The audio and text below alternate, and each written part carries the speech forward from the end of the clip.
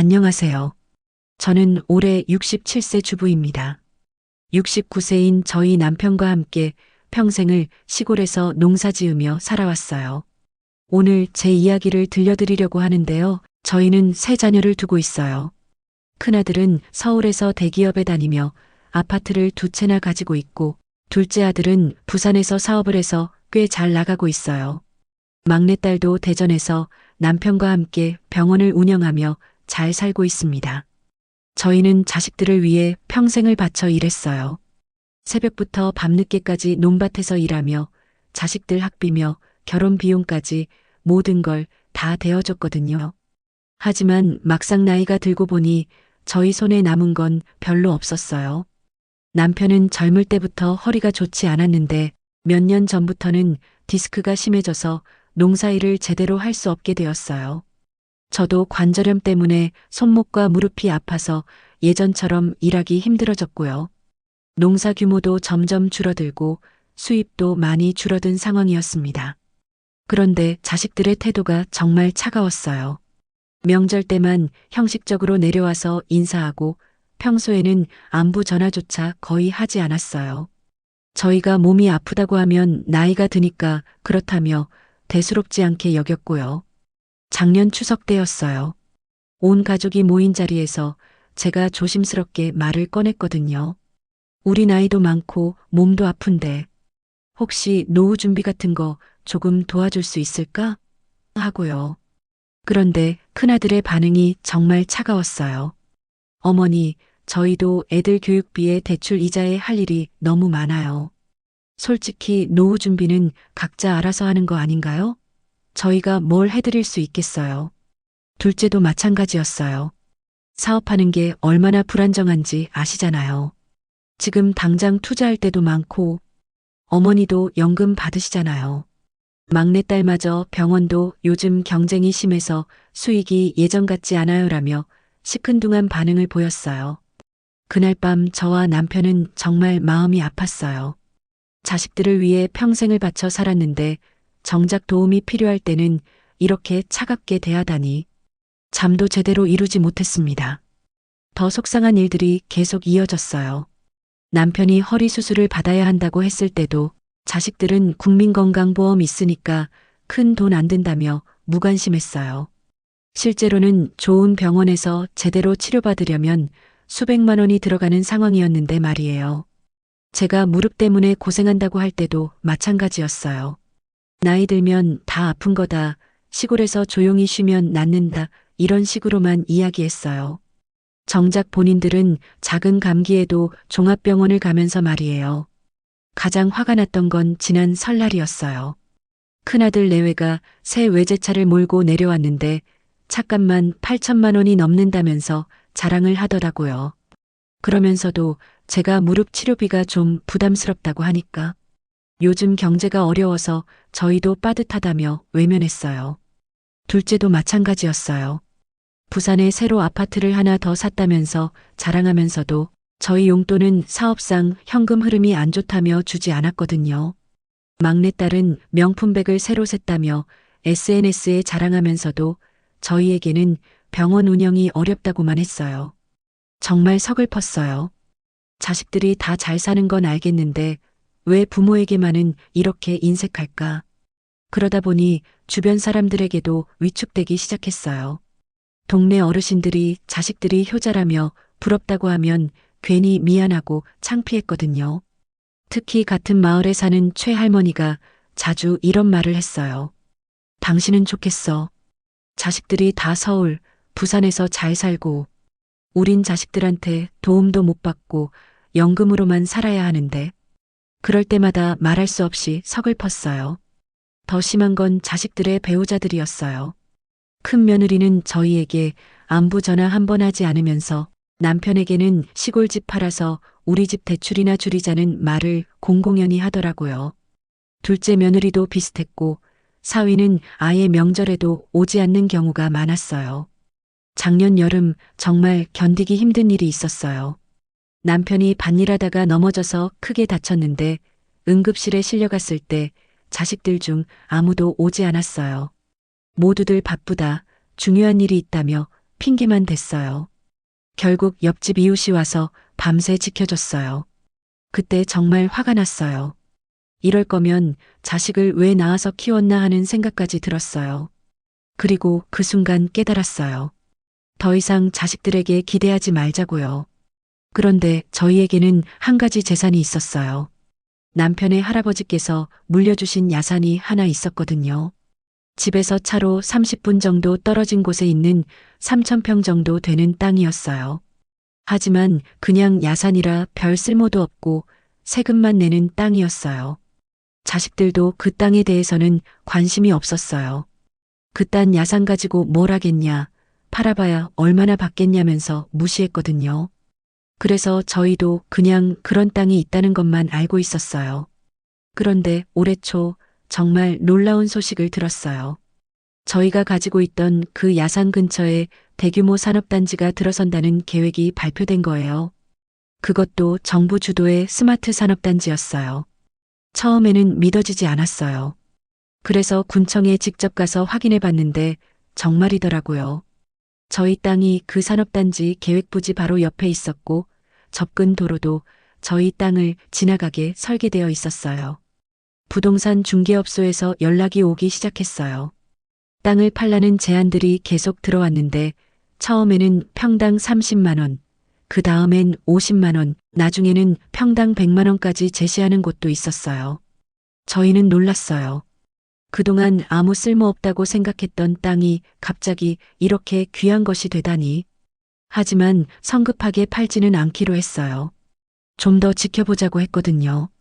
그런데 어디서 소문이 났는지 자식들이 연락을 해오기 시작했어요. 평소에는 안부 전화도 안 하던 애들이 갑자기 어머니, 요즘 어떻게 지내세요? 라며 연락을 하더라고요. 처음에는 정말 안부를 묻는 줄 알았어요. 아, 드디어 우리를 챙기는구나 했는데 며칠 후 큰아들이 내려왔어요. 그리고는 슬쩍 말을 꺼내더라고요. 어머니, 혹시 할아버지가 물려주신 그 야산, 요즘 개발 얘기가 있다던데요? 둘째도 전화를 해서 어머니, 그 땅 처분은 신중하게 하셔야 해요. 저희가 도와드릴게요라고 하더라고요. 막내딸도 엄마, 부동산은 복잡해요. 저희가 알아봐 드릴게요라며 갑자기 친절해졌어요. 저는 그 모습을 보면서 정말 씁쓸했어요. 저희가 아프고 힘들 때는 모른 척 하던 애들이 돈 냄새가 나니까 갑자기 이렇게 나타나다니. 하지만 내색하지 않았어요.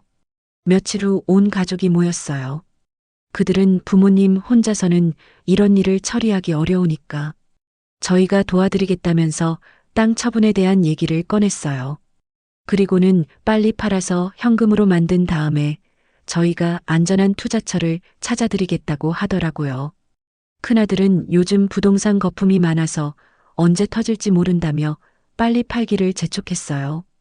둘째는 제가 부동산 쪽에 아는 사람이 많으니까 좋은 조건으로 팔아드릴게요라고 했고요. 막내딸은 현금으로 받으면 세금 문제도 있으니까 저희가 잘 처리해드릴게요라고 했어요. 그런데 저는 그들의 속마음이 다 보였어요. 땅을 팔아서 현금이 생기면 그걸 자신들이 관리한다는 명목으로 가져가려는 속셈이었거든요. 평소에는 노후 준비도 각자 알아서 하라던 애들이 갑자기 이렇게 나서는 이유가 뻔했어요. 저는 그때 결심했어요. 절대 넘어가지 않겠다고요. 그래서 이렇게 말했어요. 고맙긴 한데 아직 팔 생각이 없어. 좀 더 지켜보고 싶어. 그러자 자식들의 얼굴이 확 변하더라고요. 큰아들은 어머니가 뭘 아신다고 그러세요? 지금이 적기인데라며 목소리를 높였어요.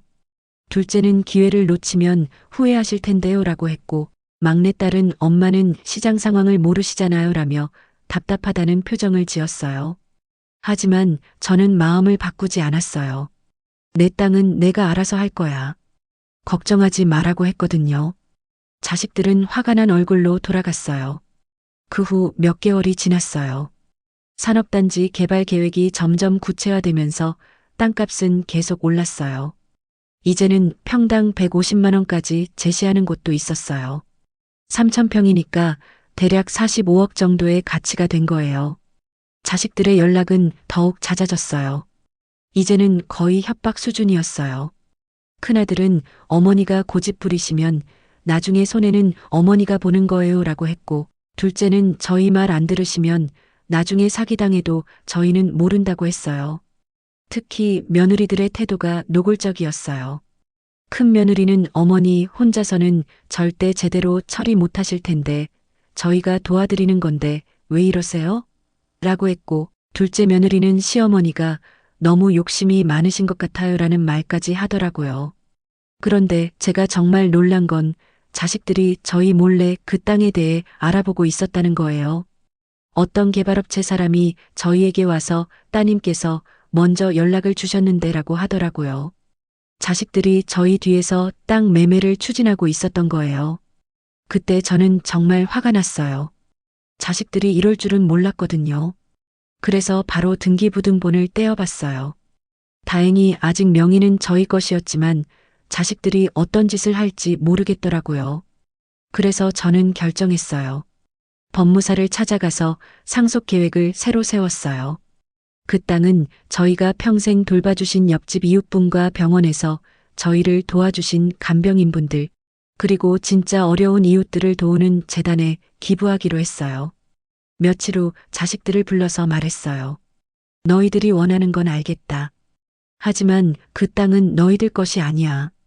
너희들이 우리를 어떻게 대했는지 잊지 않았어. 그 땅으로 나오는 돈은 정말 우리를 도와준 사람들을 위해 쓸 거야. 자식들은 믿을 수 없다는 표정이었어요. 큰아들은 어머니가 정신이 나갔나? 자식들 놔두고 남한테 재산을 준다고요? 라며 소리를 질렀어요. 둘째도 그럼 저희는 뭐가 되는 거예요? 평생 효도한 게 뭐가 되는 거냐고요? 라고 했어요. 저는 그때 이렇게 답했어요. 효도? 언제 효도했어? 너희들은 우리가 아플 때도 도움이 필요할 때도 모른 척 했잖아. 그런데 이제 와서 효도 얘기를 하네. 막내딸이 울면서 엄마, 저희도 나름대로 바빴던 거예요. 그런데 이렇게 하시면 너무해요라고 했지만 저는 마음을 바꾸지 않았어요. 지금 그 땅값은 평당 200만 원까지 올랐어요. 총 60억 정도의 가치가 된 거죠. 자식들은 아직도 포기하지 않고 계속 연락을 해오지만 저는 이미 결정했어요. 진짜 어려울 때 저희 곁을 지켜준 사람들이 누군지 이제야 알겠어요.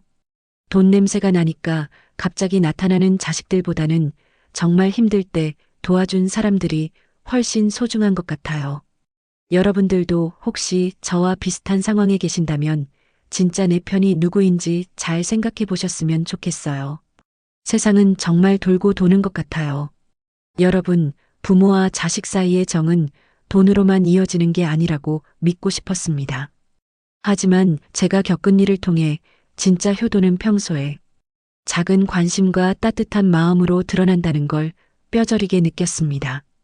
결국 돈은 우리를 배신할 수 있지만 진심 어린 정은 결코 배신하지 않더군요.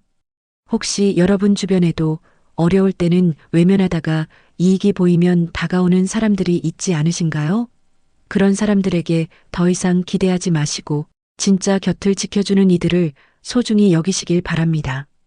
오늘 제 이야기가 여러분 마음에 와 닿으셨다면 구독과 좋아요로 함께 해주세요. 여러분의 공감과 응원이 저에게는 큰 힘이 됩니다. 감사합니다.